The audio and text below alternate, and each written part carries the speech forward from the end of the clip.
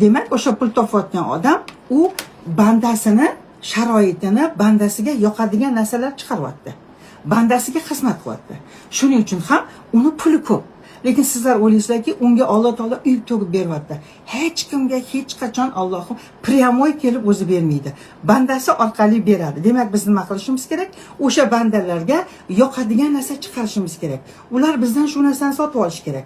Yoki restoran ochadigan bo'lsak, shunday bir zo'r ovqatlar qilishimiz kerak, ham arzon, ham atmosferasi chotki, salqinkina yozda, misol uchun mana yonimizda Toshkent City'da Uyg'ur degan restoran bor. Menga yoqadi.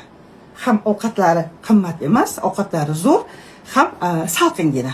Shuning uchun ham qancha papuchi ketayotganda har xil nima restoranlar bor, lekin biz qizim bilan o'tib imенно Uyg'urga kiramiz. Nima uchun? Salqin, muomalasi zo'r, ofitsiantlari chotki yosh bolalar shunday xizmatni chotki qilib qo'yadi.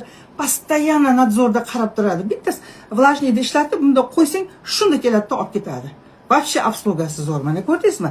O'shaning uchun biz har kuni kiramiz, shu yerga 200 ming, 300 ming, 400 ming tashlab ketaveramiz har kuni.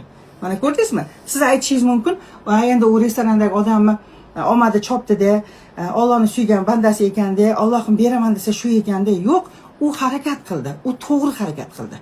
Ya'ni bandasiga zo'r sharoitlar yaratib berdi.